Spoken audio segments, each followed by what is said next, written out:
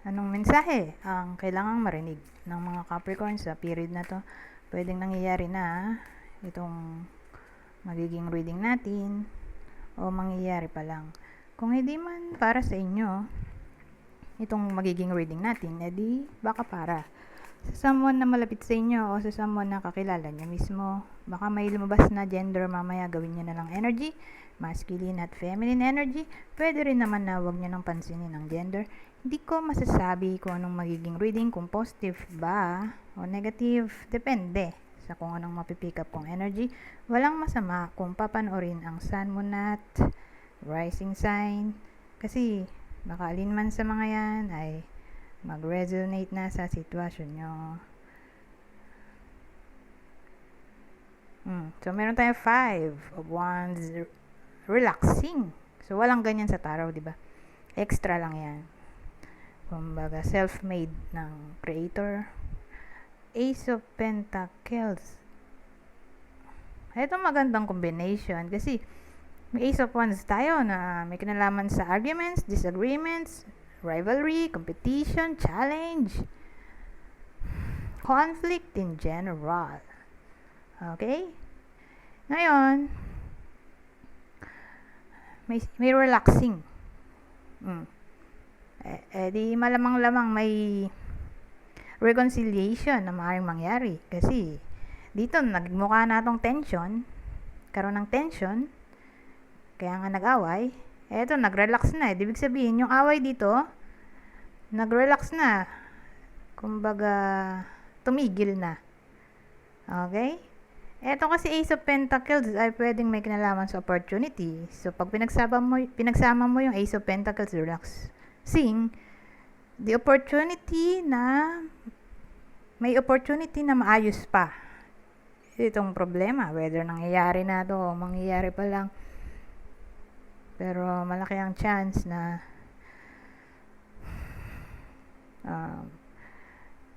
may makakaaway or hindi makakasundo or misunderstanding ay posible. Misunderstanding, miscommunication.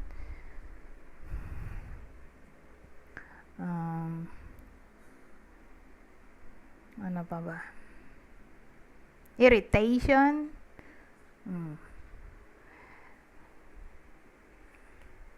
Basta ang mahalaga, maayos pa yan, ha? Sa period din na to. Itong 3 days, di ba? Whether nangyayari na o mangyayari pa lang, maayos din yan. Kasi nga, maganda yung Ace of Pentacles. Or sabihin natin ito yung gusto nyong mangyari, manifestation ng reconciliation.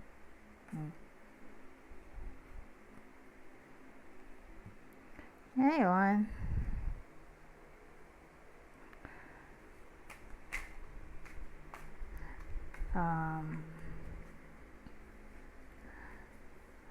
ibang scenario ulit. Ito maganda, promise. Promise, American accent. Blessing, yan ang magandang combination. 'Di ba? So, ang dating sa akin, yung blessing dito, pangako na tutuparin. Kahit anong mangyari, tutuparin. Malaking possibility ang tinatawag na engagement, wedding, or confession ng feelings. Confession ng love feelings. Or regardless kung romance man to or hindi. Basta may mga ngako. Yun ang mahalaga. So, tutuparin yung pangako. Yun na yung blessing. Okay?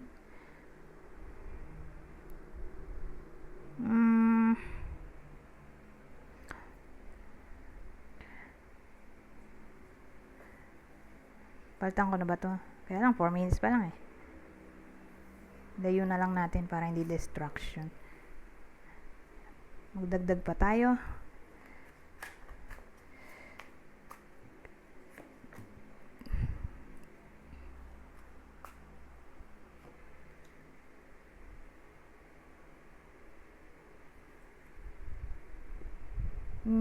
Ano to?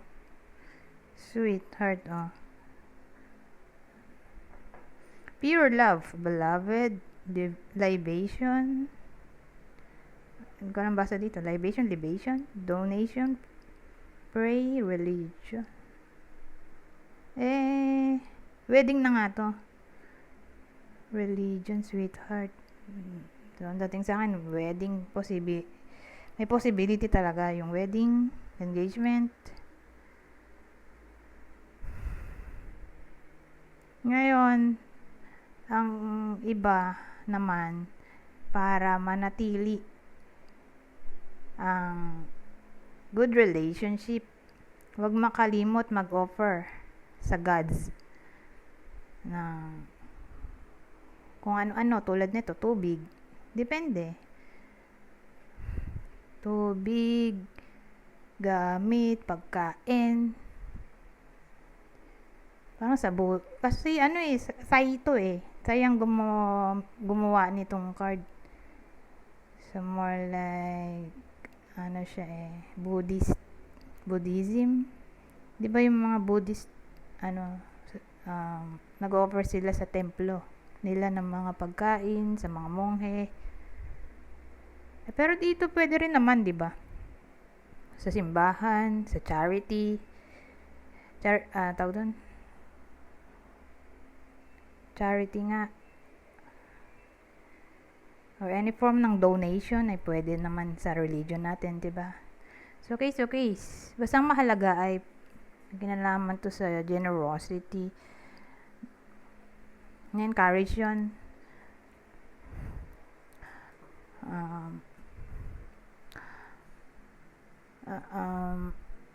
Yun yung somewhat offering. At ang kapalit nga ay good relationship. Parang karma ba? Gumawa ka ng good deeds, ang balik sa'yo, good deeds din. Yan ang dating dito.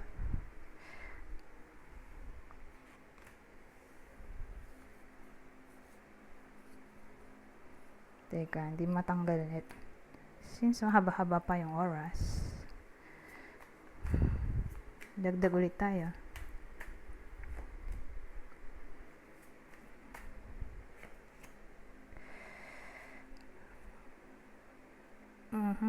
Well, ang dating sa akin, whether nangyayari na to o mangyayari pa lang, pero mukhang may mag-aaway sa iba sa inyo or kakilala nyo at ang pag-aawayan ay probably pera. Ngayon, ang mahalaga ay may compromise tayo.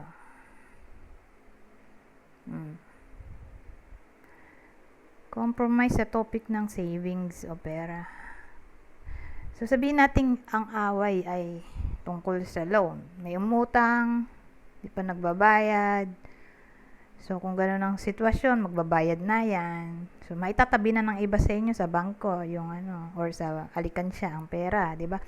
Ngayon, pwedeng upa, di ba? Di pa nagbabayad yung upa, ayun, nag-away sila kasi nga masyado nang delayed ang bayad. Ngayon, magbabayad na yung upa. So, diretso na sa bangko o sa alikansya ang pera. Maraming pwedeng case kasi talaga.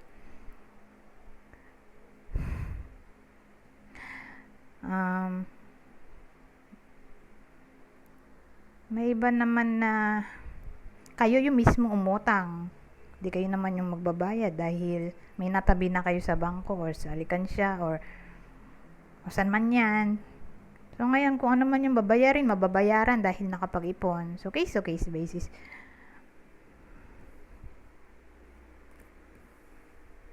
9 minutes na to. Kaya lang, dapat mga at least 10 minutes.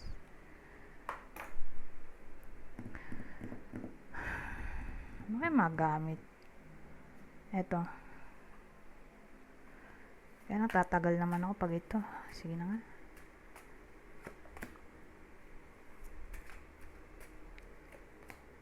So, meron tayo ditong baliktad na hindi ko rin mabasa. Page of Pentacles. Eto. Baliktad din. 7 of Swords. Pero maganda, bumaliktad siya, no? Kaysa tayo. At ang huli ay baliktad na naman. Pero the Hierophant to. Ano to?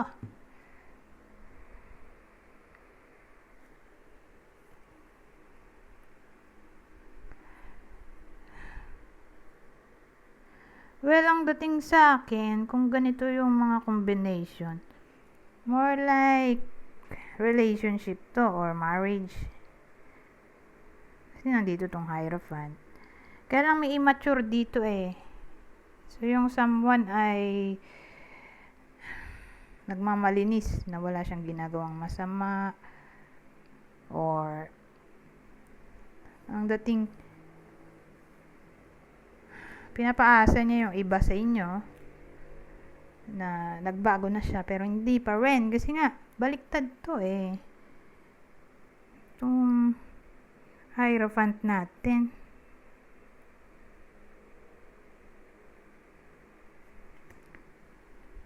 kasi commitment to eh.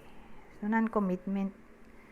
So probably may someone na nag-cheat. Sinasabi niya nagbagong buhay na raw siya pero hindi pa rin. In short. Kasi immature pa rin siya dito eh. Whether nangyayari na to o mangyayari pa lang. Pero tingin ko may history na tong tao dito ng cheating. Pero mas tatama to sa kasal kasi may marriage card eh, Hierophant. Pwede rin sa mga in a relationship. Kaya lang kung 3 years and above, doon siya tatama.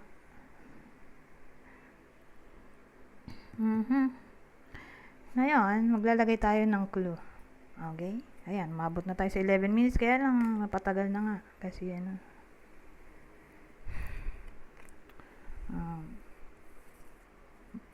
lalagay tayo ng clue.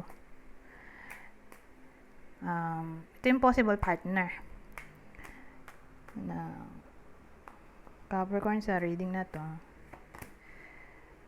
Aquarius, isa sa water sign, Cancer, Scorpio, Pisces. Pisces ulit. Ngayon, kung hindi man para sa inyo yung reading, di baka para sa someone na malapit sa inyo, kakilala o idol, ito ang possible zodiac sign niya. Pisces ulit. Aries. At ang huli, Virgo. Anyways, hanggang dito na lang. Goodbye for now.